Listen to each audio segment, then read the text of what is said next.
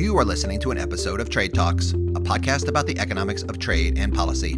I'm your host, Chad Bown, the Reginald Jones Senior Fellow at the Peterson Institute for International Economics in Washington. Today is Tuesday, May 26th, the American publication date of my new book, How to Win a Trade War, with Soumaya Keynes of the Financial Times.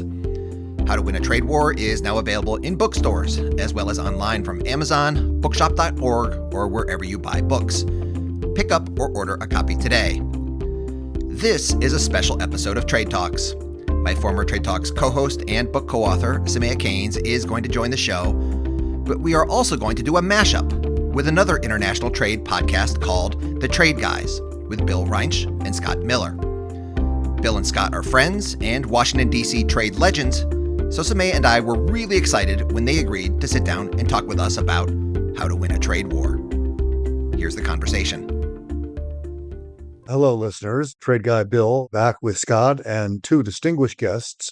This week, we're going to do something different. We have two guests on it who are also podcasters, tempted to say competitors, but certainly friendly competitors, but also authors of a book. And they are Soumaya Keynes and Chad Bown, who have written a book, How to Win a Trade War. It'll be published right after Memorial Day. I'm tempted to say it's a sequel to Trump's book, How to Start a Trade War, but I don't think that was actually the title of his book, but that's more of his policy in his book. It will be, I think, a distinguished addition to the literature on trade. I've actually read it, believe it or not. It's an easy read, listeners. It's a fun read, and it's not a doorstop. It's only 221 pages, unlike many books about trade. And so I highly recommend it as a very interesting thing to start your summer reading off, even at the beach. You can enjoy reading this. Our two guests are the authors of the book, and they are Soumaya Keynes, who is an economic columnist at the Financial Times and host of her own podcast, The Economic Show with Soumaya Keynes. Before joining the FT, she spent 8 years at The Economist doing commentary and analysis there. And she also co-founded another podcast, Trade Talks, during the Trump administration's first term, which she co-hosted with our other guest. And that is Chad Bown, who is the Reginald Jones Senior Fellow at the Peterson Institute for International Economics, one of the longer titles of anybody we've had on the show, and a host of the Trade Talks podcast. He also has distinguished himself with public service on the behalf of all of us, both as chief economist at the State Department during the last administration, the Biden administration, and as senior economist in the White House and during the Obama administration, Council of Economic Advisors. And one of the stories in the book details part of his experience at CEA in the Obama administration, where he had to explain supply chains to the president and many other people who probably at that point in time, which is right after the Fukushima earthquake in Japan, when supply chain suddenly became a big topic for a lot of people, something that I suspect not a lot of people in the White House at that time had given a lot of thought to. So let me start off with the usual softball to Chad and Soumaya. You guys decide who wants to go first. Why do you write it, and what's your basic message in a nutshell? We wrote it because trade wars are in the headlines, right? And we thought that there was a lot of yelling out there, and we wanted to write the how-to guide for fighting a trade war, even if you don't want to be fighting a trade war, right? So it's a nuance-filled explainer of where we are in this kind of crazy moment in the global economy, and also the explainer of what is specific to Trump and what's not specific to Trump. So what are the problems with the trading system that are going to outlast this president? And yeah, so the book is that how-to guide. And there are a few messages of the book. One is that if you want to win a trade war, then you need to learn from the other teams. There are lessons from China that we can learn. In some cases, what not to do, but in some cases, they have learned lessons that we should internalize. Just to give one example, when they think about state intervention, they think about both demand and supply. So this was one of the challenges that the Biden administration faced when trying to build the chips industry in the US, right? They really focused on supply, right? Getting more factories, fabs in the US. But that demand side signal wasn't necessarily the strongest, right? And so you had Intel that was struggling to find customers because it was struggling to compete. So, there are better and worse ways of doing that, but we should be looking out to the rest of the world to see what lessons you can learn. And then, the other main lesson of the book is that trade wars are like real wars and logistics win real wars. So if you want to win a trade war, there are no shortcuts, right? You've got to do the prep. You've got to do your homework. You need to build your defenses, subsidize, stockpile, identify your vulnerabilities before you can, run into battle brandishing tariffs and export restrictions. Part of the reason why I was so excited to work on this book when my longtime podcast partner, Soumaya and Keynes, suggested it to me a year ago. I had just come out of, as you mentioned, the Biden administration, and the world had changed dramatically. I had been, as you said, the Council of Economic Advisors in the Obama administration, and that was kind of the height of globalization when trade was good and wasn't too much public pushback against that. But this time around, my service in government was fundamentally different. And yes, of course, we've got tariffs, right? President Trump makes tariffs a news headline every single day. But when I was in government, it was also using a lot of these tools that Soumaya just described. It was, how are we going to do industrial policy better, whether it was for chips or for electric vehicles, batteries, critical minerals? How are we going to do export restrictions, with partners and allies? Stockpiling. We haven't done that in a really, really long time. Seems like something we need to be worried about. Anyway, those were the first order questions that I was working on day and night on in this job. And there really was no guidebook for how to do this. We had been taught for, my entire career, just follow the rules-based trading system, right? And that's what everybody's going to be doing. That no longer exists. We're all doing this kind of stuff now. And so what Soumaya and I have tried to do in this book is to present a guide based on what it is that we know from economic evidence, from history, learning from each other, good and bad things, how it is in this new environment when you're fighting trade wars, how to wield these weapons to give yourself the greatest possible chance to succeed. Because unfortunately today, while the old trope is nobody wins a trade war, that's not an option. We all have to engage. And so we've got to do it as smartly as we can. I also had a chance to read the book, and I do appreciate that opportunity. And I observed in the first section of the book, the preface, essentially, that you had an elegy for the World Trade Organization, which I thought was an artful way to put what we're all feeling. Most of us who are professionals in this space understand and for many years relied on the rules-based system of international trade as expressed in the WTO. But you're right, it's ran out of steam about 2008 or so, if not before. And like a lot of the post-World War II institutions, no longer is really delivering and creating the meaningful kinds of outcomes that at one time we could rely on. Given that that's missing, I did observe in the rest of the book as if there's an empty chair at the table. It's the Passover dinner with the empty chair for Elijah. And Elijah is, in this case, the rules-based trading system. What do you think we're doing now that it no longer essentially is the arbitrator of actions? And how many fumes are we still inhaling in this space? Maybe I should push back slightly or, I guess adjust from what has been said before, which is rules clearly are underpinning a lot of trade going on out there, right? So I don't want to say it's completely dead. It hasn't been killed by everyone, right? It just so happens that some of the world's biggest and most important players are doing what they want, right? President Trump isn't going to be influenced by whatever some lawyer in Geneva says. But, I think a lot of other governments still do see some value in those rules. So I don't want to overstate the extent to which the rules-based system is dead. I guess I worry that we are only at the beginning of the journey in terms of understanding what the erosion of that rules-based system means. So, obviously the big question right now is around the world, I think other governments are waking up to the challenges of China and they're trying to work out how to defend themselves. And so the big policy question is, are they going to defend themselves only against China, or are they going to take that opportunity to defend themselves against everyone? Is the kind of protectionism going to be catching, basically? And under a rules-based system, there are supposed to be constraints on that. I think what's going on in Europe is really interesting because I think there really is that commitment to the rules-based system. I think they're the kind of most devastated that the rules-based system isn't working because they operate based on rules. That's their love language. And, there are too many of them to be able to make quick decisions in a world of geopolitical battles. So they really want that rules-based system to come back. And so they are trying to, react to China in a way that is consistent with at least the principles of that system. There's been some discussion about MFN. I think they trigger the national security exception to handle their trade deal with Donald Trump. We'll see what happens there. Maybe that's a precedent that could allow them to put up restrictions against China. But I suppose there are some efforts to try to make consistent the protection against China with some of what is left of that system. And, there are many, many policymakers, I'm sure, who listen to this podcast thinking, we're still here, we're still doing some stuff. It would just be nice if, the US and China paid a bit more attention to us. I was interested in a couple of your comments. Well, one about demand and supply issue. This is something we've noted in the past, and I think that this was true in the Biden administration, but it's a broader issue than that. In looking at a variety of trade issues, we found an awful lot of information about supply and a lot of analysis about supply and relatively little about demand. Chips being a good example. We've done some research in that area and at one point convened a meeting of a whole bunch of people that actually make them from different companies, both American, European, and Asian. And what we discovered is they didn't know what was going to happen either, which was a little bit disconcerting. And they all had a really good sense of who was making what and in what quantity, but they didn't have a very good sense of who was buying what and in what quantity and what their forecasts were. To the extent we could squeeze forecasts out of them, they were all over the map. So clearly an area for real economists, unlike Scott and me, to do further research.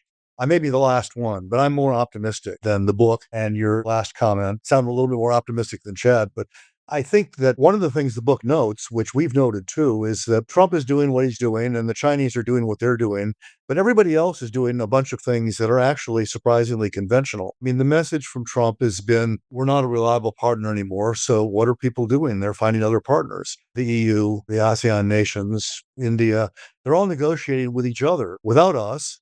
And without China, for the most part, for that matter. The EU concluded one with India. They concluded Mercosur after 20 years of negotiating. I mean, you can make a good case that actually Trump is stimulating this activity. But what I thought was interesting, and the question, I guess, is to agree or disagree, is the kind of things they're negotiating strike me as surprisingly old-fashioned. You know, they're market access, tariff lowering, market opening, barrier reducing, traditional agreements. They just don't include us, and they don't include the Chinese either. Now, and those are big exceptions, but I would make the case that there are more than remnants. There's a significant part of the system that keeps lumbering on despite all the problems. Am I wrong about that?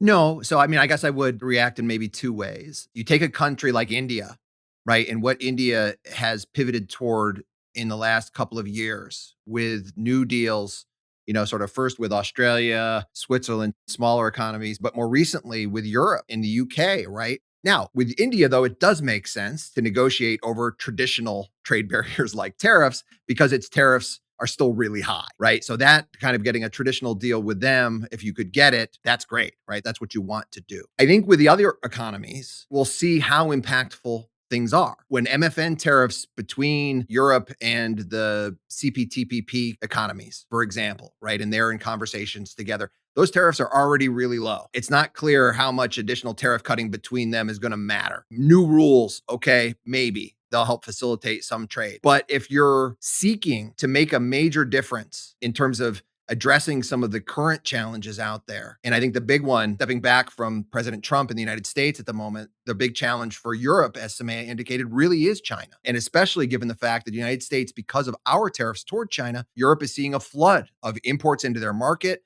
China's moving technologically up the ladder, and so they're finding it more difficult to compete both in China and in third markets. China is a huge deal for Europe at the moment. The only way they can really address that, given that the MFN tariffs are relatively low, is to raise barriers toward China. And so what's interesting to watch is how they're doing that, right? And as Soumaya indicated, they're trying a rules-based approach. I'm not sure all these things that Europe is doing is going to be consistent with WTO principles at the end of the day. If somebody were to try to litigate them in Geneva, they've got the foreign subsidies regulation. They've got this new rule that they're trying to convince their domestic industries to diversify, to only allow them to have, 30, 40% of their sourcing being from a country like China, to force them to source from other places. Not sure how WTO consistent those kinds of new rules would be, even though Europe is trying to adopt them. So in any case, I don't disagree with the general thrust, but how effective that thrust is ultimately going to be, if it ignores the elephant in the room, which is China, I think is still to be determined. Just to clarify, I think the EU is only discussing some of those rules rather than actually kind of made them formal proposals. So this is still an area that's totally in flux. It'll be interesting to see how the EU proceeds. Soumaya made a good point about their focus on rulemaking and their interest in making sure there are rules and adhering to the rules, which is something that we've noticed too. I can't resist pointing out that they also have a convenient habit of trying to tilt the rules in ways that favor them. Doesn't everyone? Well, yeah, they're no better than anybody else. Well, I mean, they maintain they're better than everybody else, but a lot of what they've done in the rulemaking phase is really, I think, designed to force other countries to adopt their rulemaking approach if they want access to the European market, which actually goes back to something that Chad said. I'm tempted to say this is all fiction because it never happened, but the right answer to the problem that Chad just described, the problem of China, I think, might have been TTIP, because the Obama concept was, let's create a giant market of the two biggest, most developed entities in the world, the EU and the United States, and let's set the rules and essentially say that if you want to access those markets, you have to do it our way. That didn't happen. And so here we are. I mean, even if you had those, I suppose the question is, though, what inducement would China really have had, right? Because they already had pretty good access to both of those markets, even if they had done a trade deal between them. So maybe TTIP, but wouldn't you also have needed an extra, some kind of wall? I'm not sure that carrot would have been big enough, basically.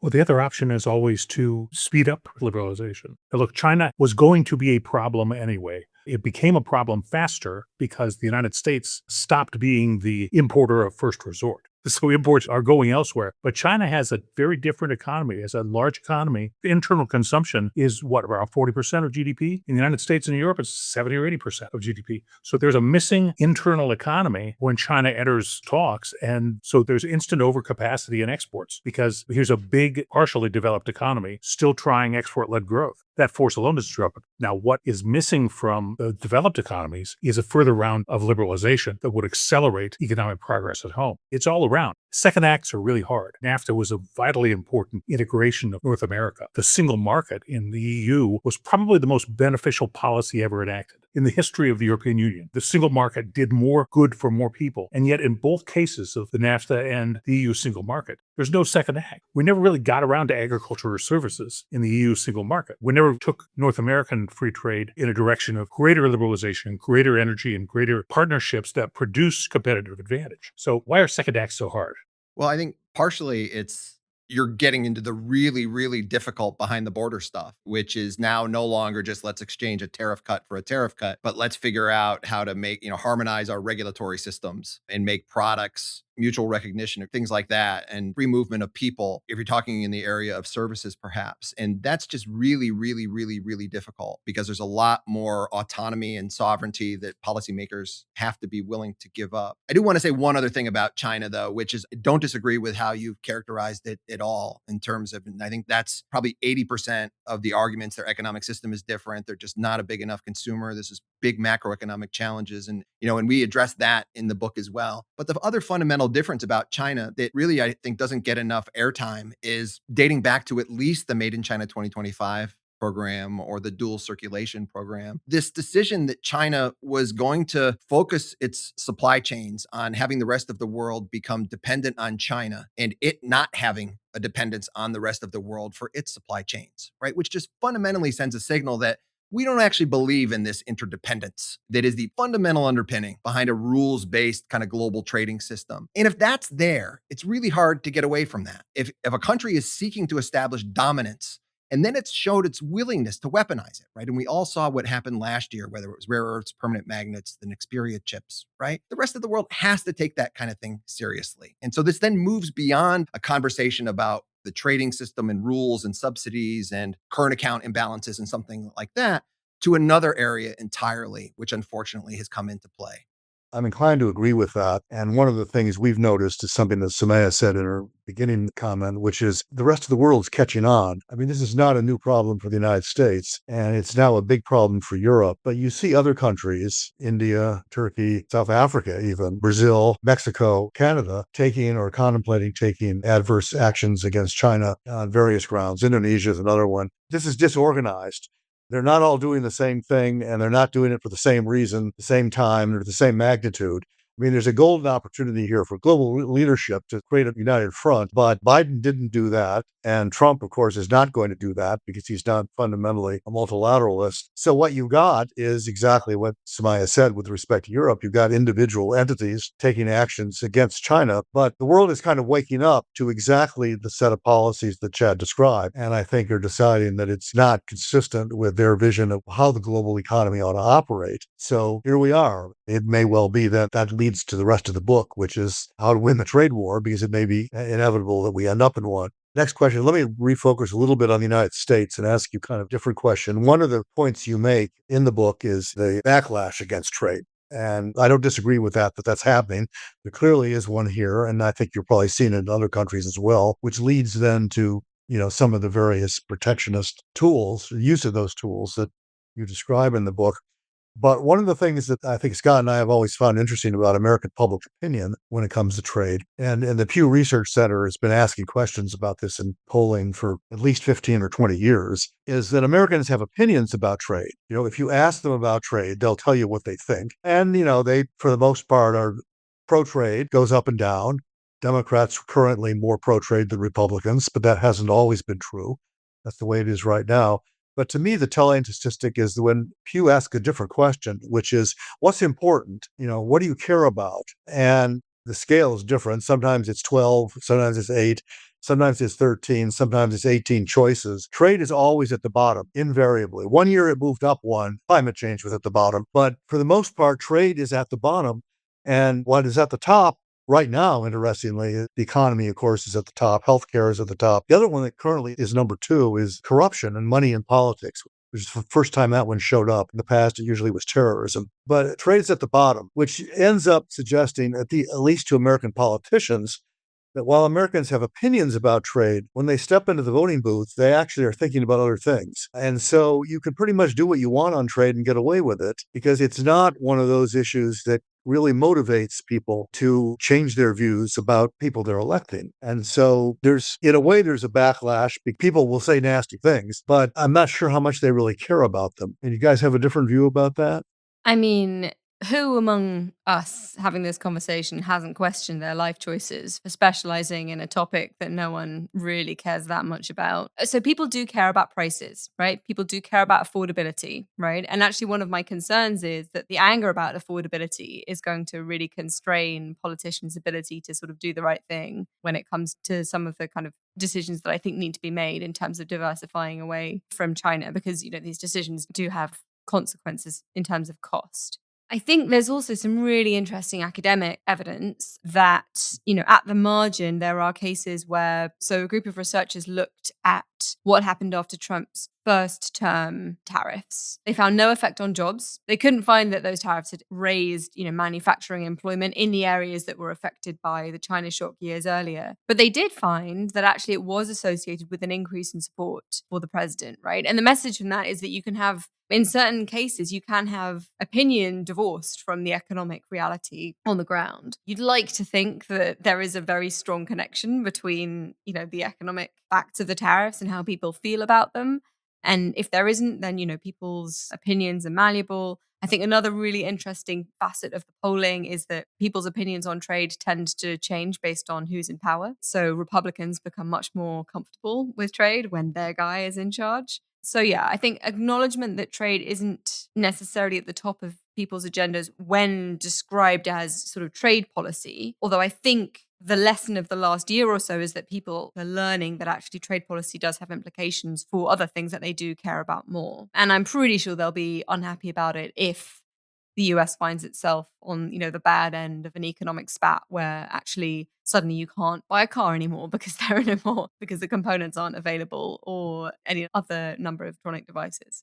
Cognitive distance is a real thing, and that's what you see in almost all polling. That's what's behind the Pew Research findings, where people will have opinions about it, but they focus on what's most important to them. That's also true about politicians. And one of the things that I remember on 2016 campaign trail, she was then reporting for the Pittsburgh newspapers, Selena Zito had the famous observation of Donald Trump's supporters take him seriously but not literally. His opponents take him literally but not seriously. And cartoon Donald Trump is a lot of fun. And we owe our existence as the trade guys to Donald J. Trump, because he put this matter in front of the American people so routinely and started talking about things that had only been in the business section before, that it needed an explainer. It needed us to talk about this in plain language. Part of the plain language of Trump is he's using tariffs for other purposes. He's a negotiator by his very existence, and he tends to see things transactionally, which if you spent 40 years in real estate, you'd see things transactionally. And he uses it for lots of reasons other than trade protection, but he talks about it in shorthand. I think what the guy really wants more than anything else is he cares about the productive capacity of the U.S. economy.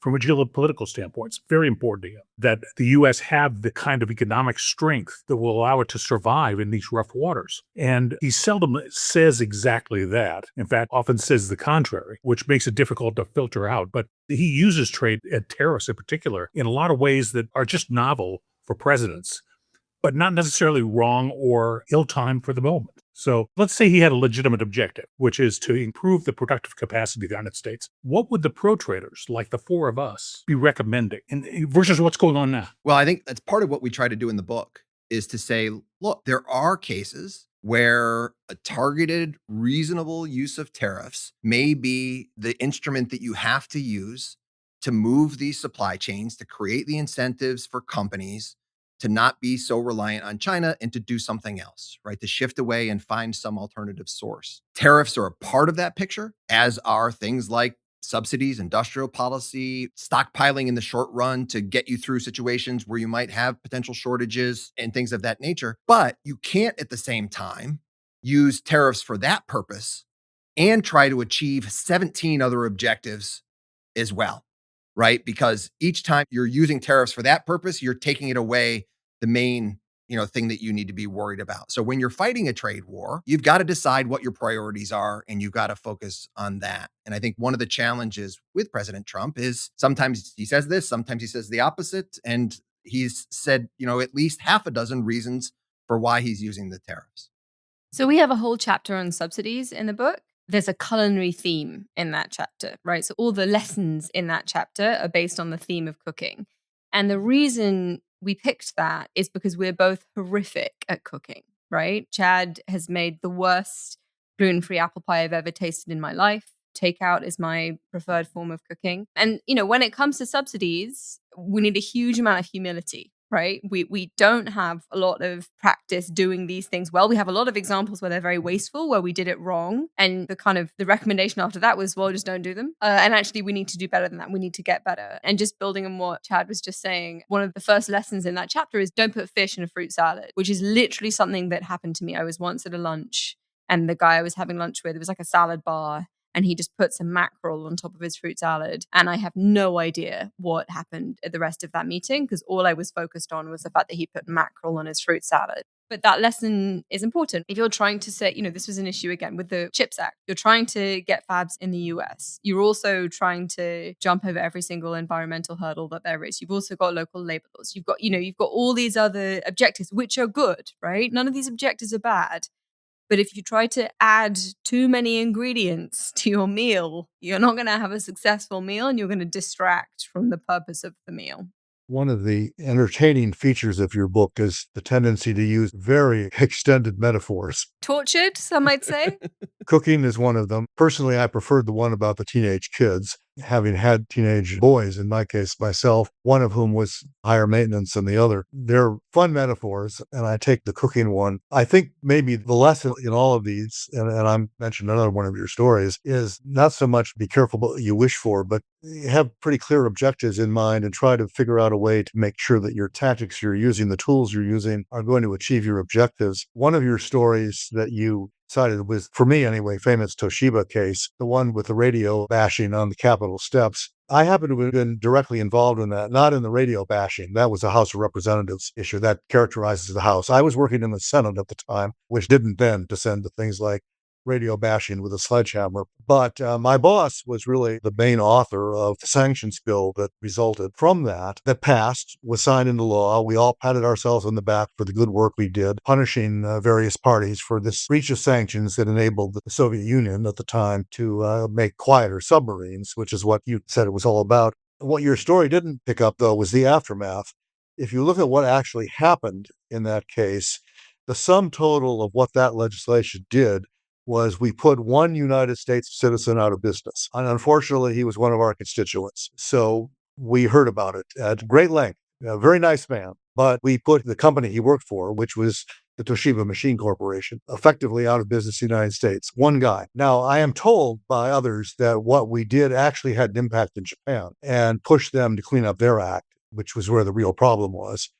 So maybe it did some good. But if the idea was we're going to punish American miscreants for this horrible thing that happened, we didn't really do that. And Senator Hines lost a voter in the process, which I've always regretted. Yeah, the point of that story, and that's amazing, Bill, your front row seat during that episode, was to really show just how difficult it is to coordinate when you're doing export controls, right? So in that instance, it was trying to not allow the machine tools that the Soviet Union needed to make quieter submarines right, that were primarily made by Toshiba and, some CNC machines, I think from Norwegian company, how to prevent all those things from getting to the Soviet Union. And it's really difficult when you're using export controls to coordinate even your partners and allies when there's profit opportunities to be made. You really, really do have to work together because nobody likes export controls. And I think that's the big message from that story. Well, look, this has been a fun episode, all right? And we thank you for coming on. We thank you for writing the book. And for those listeners who haven't gotten the point out there yet, this is an entertaining, enjoyable read,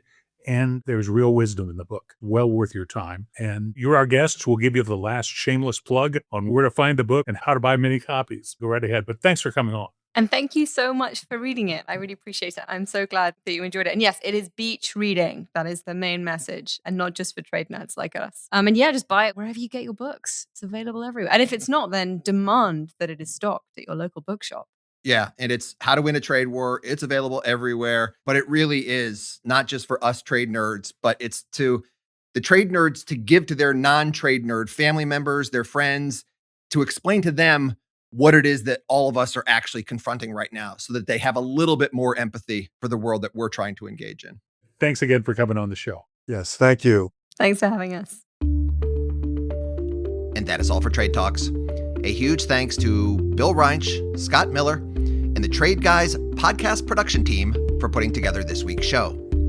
Do subscribe to The Trade Guys wherever you get your podcasts. Thanks as well, of course, to Soumaya Keynes of the Financial Times. Soumaya is the architect and strategist and mastermind behind How to Win a Trade War. Read her FT columns every week and subscribe to her podcast, The Economic Show with Soumaya Keynes. Thanks to Melina Kolb, our supervising producer, and thanks to Sam Elboez and Sarah Allen on digital. Please subscribe to Trade Talks on Apple Podcasts, on Spotify, or wherever you get your podcasts. And thanks again for your support for How to Win a Trade War. It is available now on bookshelves wherever you find books. See you next week, everybody.